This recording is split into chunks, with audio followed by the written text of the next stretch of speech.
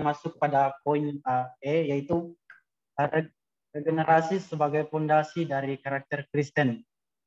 Nah, teman-teman perlu kita ketahui bahwa regenerasi itu adalah perubahan yang radikal dan diperlukan untuk memampukan manusia yang telah jatuh ke dalam dosa. Nah, untuk apa? Untuk dapat kembali melakukan hal yang benar menurut pandangan Allah. Jadi regenerasi ini yaitu suatu perubahan radikal dan dari kematian rohani menjadi kehidupan rohani yang dikerjakan oleh Roh Kudus. Nah, jadi teman-teman perlu kita ketahui bahwa kita sebagai manusia itu tidak memiliki peran apapun dalam kelahiran baru ini. Karena kenapa? Karena sepenuhnya itu merupakan tindakan Allah. Sebab apa? Kita manusia itu telah mati secara rohani. Jadi bisa dibilang bagaimana mungkin kita orang yang sudah mati dapat bekerja sama dengan Allah untuk menghidupkan dirinya sendiri. Tentu itu tidak bisa, teman-teman. Nah, selanjutnya kita akan masuk yaitu natur regenerasi. Nah, berdasarkan pengertian di atas, ada 3 natur dari regenerasi yang akan kami bahas di kelompok kami. Yang pertama itu regenerasi merupakan perubahan yang terjadi secara seketika, bukan suatu proses bertahap seperti pengudusan yang progresif. Nah, selanjutnya poin yang kedua yaitu regenerasi merupakan perubahan yang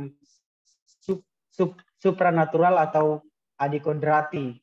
Nah, jadi teman-teman, kelahiran baru itu merupakan peristiwa yang dapat dilaksanakan yang bukan dilaksanakan oleh manusia, yang bisa kita lihat dalam Yohanes 3 ayat 6.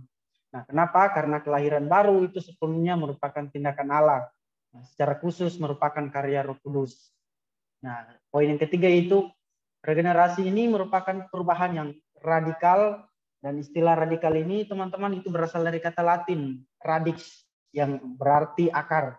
Nah, sehingga apa? Sehingga regenerasi merupakan suatu perubahan pada akar natur kita. Nah, dengan demikian teman-teman, regenerasi ini berarti bisa kita katakan itu sebagai penamaan atau pemberian kehidupan rohani yang baru. Kenapa bisa dibilang begitu? Karena pada dasarnya kalau kita lihat itu manusia telah mati secara rohani. Bisa kita baca dalam Efesus 2 ayat 5, Kolose 2 ayat 13, dan Roma 8 ayat 7 sampai 8. Nah, jadi teman-teman, manusia yang telah mati secara rohani itu tidak mungkin dapat bekerja sama dengan Allah untuk menghidupkan dirinya sendiri. Karena apa? Karena regenerasi merupakan tindakan Allah dan manusia itu hanya menerimanya. Nah, perubahan yang total itu dapat mempengaruhi seluruh keberadaan kepribadian, yaitu bisa dikatakan melalui pikiran, hati nurani, kehendak, dan emosi. Nah, selanjutnya next slide. Selanjutnya kita akan melihat teman-teman bahwa regenerasi itu sebagai awal dari seluruh proses pembaharuan. Artinya apa? Artinya dapat dikatakan bahwa regenerasi ini adalah awal dari seluruh proses pembaharuan dalam kehidupan seorang Kristen. Kenapa bisa dibilang begitu? Karena regenerasi itu pemberian hidup yang baru. Maka artinya regenerasi itu awal dari proses-proses pembaruan hidup. Sehingga dengan demikian orang yang lahir baru telah mengalami langkah pertama dari pembaruan. Nah, yang ketiga yaitu peranan regenerasi dalam pembentukan karakter Kristen. Nah, berikut kita akan lihat ini peranan akibat-akibat dari regenerasi atau apa efek dari orang ketika sudah mengalami regenerasi ini. Nah, yang pertama yaitu memampukan seorang untuk bertobat dan percaya. Nah, kenapa bisa dikatakan begini? Karena pada saat seorang dilahirkan baru, maka otomatis ia akan dimampukan untuk bertobat dari dosa-dosanya dan percaya kepada Kristus untuk keselamatannya. Nah, jadi seorang dapat memberi respon di dalam pertobatan dan iman itu hanyalah setelah Tuhan memberikan kehidupan yang baru kepadanya, teman-teman.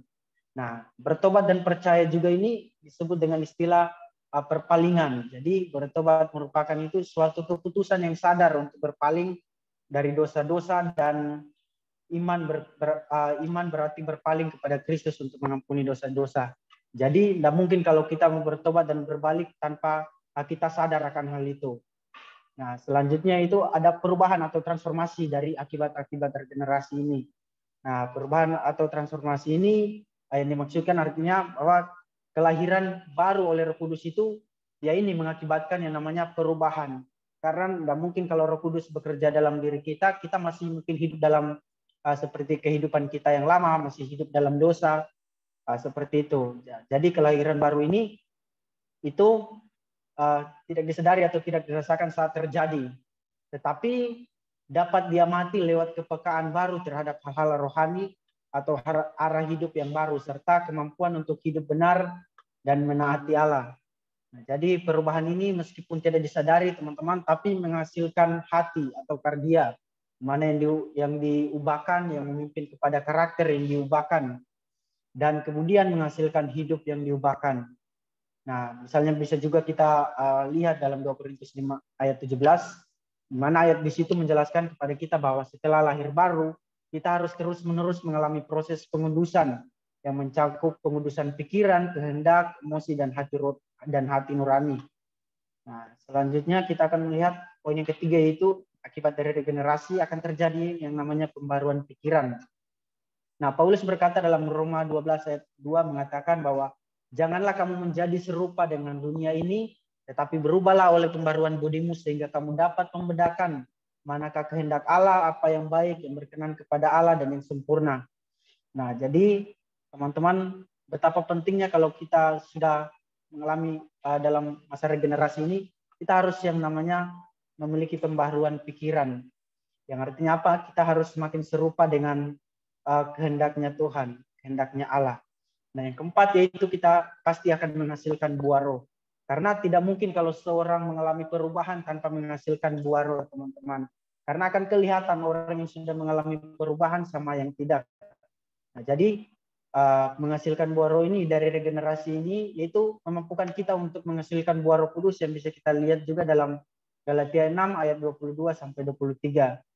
Nah, poin selanjutnya, next slide. Udah berapa menit? Nah, selanjutnya kita akan melihat bagaimana kita membangun karakter Kristen. Yang pertama yaitu kita harus meneladani karakter Allah, teman-teman. Nah, jadi kenapa kita harus meneladani karakter Allah, atau kenapa harus Allah yang menjadi panutan untuk kita membangun karakter? Karena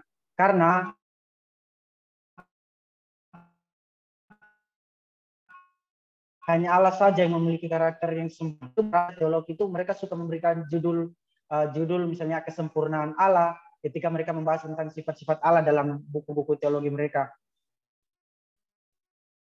Nah, jadi kesempurnaan Allah itu atau karakter Allah sebagaimana dinyatakan dalam Alkitab. Nah, seluruh sifat atau karakter Allah itu menyatakan kesempurnaan Allah. Jadi kita bisa bilang bahwa itu mereka sepakat bahwa ada beberapa karakteristik yang hanya dimiliki oleh Allah saja. Sehingga para teolog itu kadang menyebutnya sebagai karakter Allah yang tidak dapat dikomunikasikan dan melekat hanya pada Allah. Nah, yang kedua yaitu karakter Kristus yang bagaimana kita membangun karakter Kristen, yaitu kita harus membangun karakter Allah di dalam diri kita. Nah, yang di dalamnya itu ada dari beberapa karakter Kristen yang disebutkan dalam Alkitab dan harus dikembangkan dan ditampilkan oleh setiap orang Kristen, yaitu yang pertama yaitu ada integritas, ada kerendahan hati, ada melayani dan menolong, ada hubungan yang erat dengan Kristus, kekudusan, damai, sabar, dan tekun, terus ada lemah lembut, dan pengundusan diri. Jadi itu yang bisa kita membangun dalam karakter Kristen kita. Nah, selanjutnya poin yang G, yang 10, yaitu apa sih karakter yang bisa kita contoh atau yang bisa kita ikut dari Kristus ini. Yang pertama itu teman-teman adalah tanggung jawab, dicaci maki dan dihianati tanpa kaitan. Teman-teman bisa lihat ketika Tuhan mencaci maki waktu dia datang sebagai manusia, itu dia tidak membalas dengan mencaci maki atau membalas cacian mereka. Jadi ketika ia menderita, bahkan ia sampai diperlakukan secara tidak wajar, secara tidak baik, itu dia tidak mengancam, tetapi ia menyerahkan kepada dia atau kepada Allah yang menghakimi dengan adil. Yang bisa kita lihat dalam 1 Petrus 2 ayat 23. Nah, selanjutnya yang kedua yaitu kesanggupan untuk menjadi miskin tanpa ada keluhan. Jadi ini merupakan poin yang penting juga, bahwa kita harus bisa, artinya bahwa dalam segala hal itu kita bisa yang namanya ada ucapan syukur dalam hidup kita. Nah, kenapa? Karena kadang-kadang orang-orang yang penuh iman menderita kemiskinan sekalipun itu mereka dalam tidak ada kesalahan yang mereka lakukan. Jadi seperti itulah keadaan yang mereka alami. Tapi rahasianya adalah mengetahui bagaimana hidup dalam kemiskinan tapi masih berjalan di dalam kemenangan. Itu merupakan suatu proses belajar. Dalam bisa kita lihat dalam Filipi di situ Paulus mengatakan bahwa kukatakan ini bukanlah karena kekurangan, sebab aku telah belajar mencukupkan diri dalam segala keadaan. Aku tahu apa itu kekurangan dan apa itu kelimpahan. Dalam segala hal dan dalam segala perkara tidak ada sesuatu yang merupakan rahasia bagiku. Baik dalam hal kenyang maupun dalam hal kelaparan. Baik dalam hal kelimpahan maupun dalam hal kekurangan. Nah, ini pun tapi apa?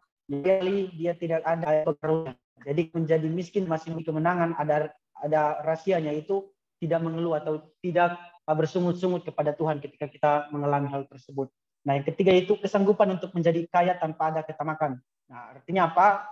Allah mampu membuat, kalau kita bisa lihat Abraham itu menjadi seorang yang kaya. Karena apa? Karena ia tahu Abraham itu bisa menggunakan kekayaannya dengan